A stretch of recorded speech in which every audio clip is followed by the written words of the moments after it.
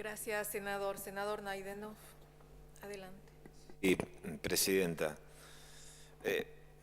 Bueno, yo creo que a esta altura del debate se ha dicho bastante en cuanto al tema a tratar. Solamente vale la pena recordar que hace aproximadamente 15 días atrás, en este recinto, el oficialismo defendía a rajatablas este proyecto denominado de democratización de la justicia, centralizado en dos aspectos. Por una parte, en la elección popular, esto es, la soberanía popular y nada más que el pueblo tiene el derecho y la solvencia como para elegir quiénes son los miembros que van a integrar el Consejo de la Magistratura. Y también el segundo aspecto en el cual se centralizó con mucha fuerza el proyecto de reforma tenía que ver con el recorte de las atribuciones presupuestarias, administrativas y de superintendencias de la Corte Suprema de Justicia para que recupere esas facultades el Consejo de la Magistratura conforme al artículo 114 de la Constitución Nacional. Nosotros, como lo expresaron nuestros miembros informantes, rechazamos de plano estas propuestas porque el nudo, el aspecto central que tiene que ver justamente con la partidización del Consejo, con la ruptura de equilibrios que nos habla el 114 y que tanto se discutió y se debatió hace 2 semanas atrás, no se ha modificado, permanece inalterable. Lo que sí, en esta primera parte, nos parece cuanto menos sugestivo, llamativo, es el giro de 180 grados del propio oficialismo. Y esto sí lo tenemos que decir. Porque yo recuerdo que hace 15 días atrás, en este recinto, por ejemplo, se decía, lo decía el miembro informante, el senador Fuentes, el otro día veía que un miembro de la Corte, no categoría sub-20 precisamente, recomendaba en torno a la inquietud que manifestaba en cuanto a que se avanzaba peligrosamente sobre las atribuciones de administración de los recursos por parte de la Corte Suprema de Justicia que leyéramos la Constitución. Pero yo le voy a recomendar a ese magistrado que lea el 114, donde la administración de los recursos del Poder Judicial está determinada por el texto de la Constitución Nacional y no por la ley. También lo dijeron otros senadores del oficialismo. Nadie objeta que tengan derecho a cambiar, lo pueden hacer. Lo que sí ni vamos a entrar en especulaciones ni por qué lo han hecho, ni por qué la Corte defiende lo que defiende o si defiende sus propios recursos y no avanza en otros aspectos. Lo que sí vamos a dejar en claro es el aporte, pero el notable aporte del propio oficialismo a la devaluación del debate parlamentario. En los últimos tiempos nosotros asistimos a una degradación del debate parlamentario. Acá los proyectos o se retocan a pedido de Berbisky o por una nota elevada por el presidente de la Corte Suprema de Justicia. Creo yo que eso es devaluar el debate y fundamentalmente subestimar la inteligencia colectiva de todos los que integramos este cuerpo. Me parece que es una reflexión más que importante a esta altura de las reformas que tratamos. En segundo lugar, se insistió con vehemencia en la cuestión electoral. Bueno, la verdad que esto es un verdadero disparate, es un despropósito. Ya en el Senado, cuando lo tratamos, inventaron una elección nacional. Inventaron una elección con un distrito único para elegir consejeros de la magistratura. Han impuesto una cláusula no restrictiva, sino que colisiona con el artículo 38 de la Constitución Nacional, prohibiendo la creación de partidos políticos al solo efecto de elegir consejeros de la magistratura. Cuando el propio artículo 38 establece que los partidos políticos son instituciones fundamentales de la República y en tal sentido se pueden organizar y tienen derecho a participar en las elecciones, no para determinadas categorías, a participar en las elecciones y garantizar competitividad. Pero como no les alcanzó con esto, fueron por más.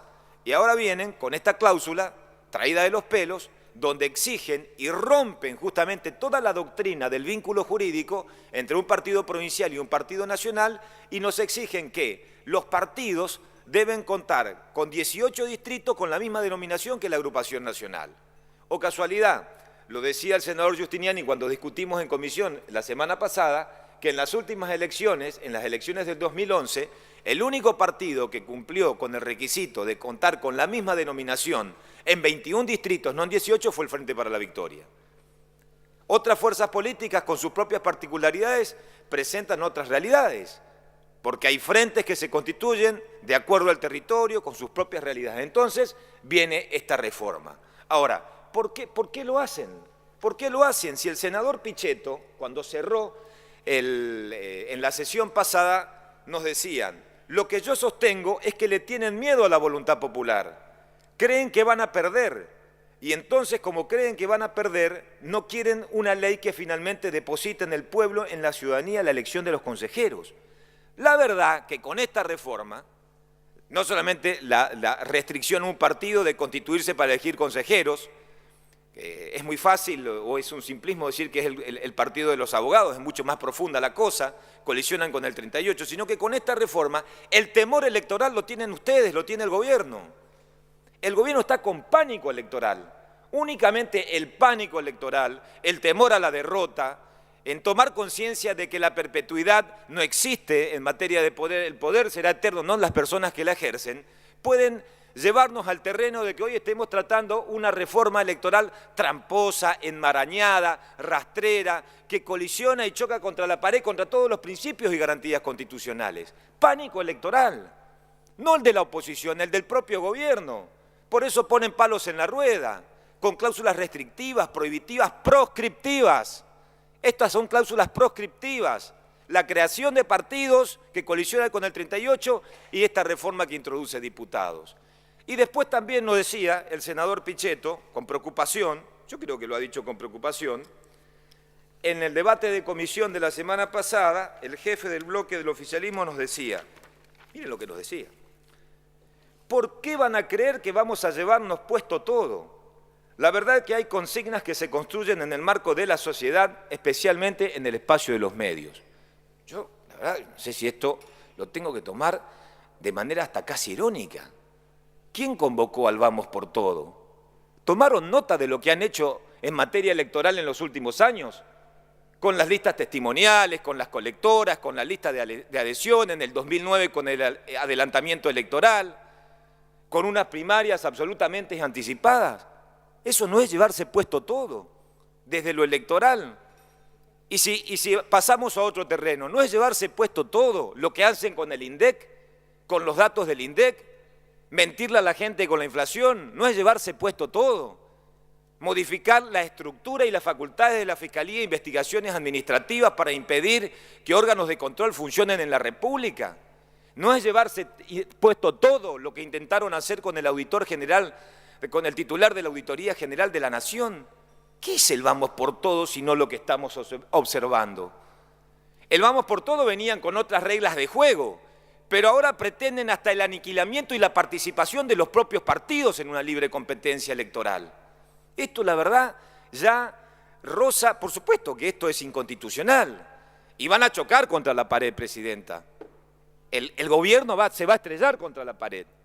Se va a estrellar en la contienda judicial, porque le va a ir muy mal, porque hay jueces probos y honestos en este país, y esto no puede prosperar porque está teñido de inconstitucionalidad por donde se lo mire, pero ¿saben qué? Fundamentalmente le va a ir mal porque el pueblo se cansó, porque ustedes subestiman la inteligencia colectiva de los ciudadanos argentinos.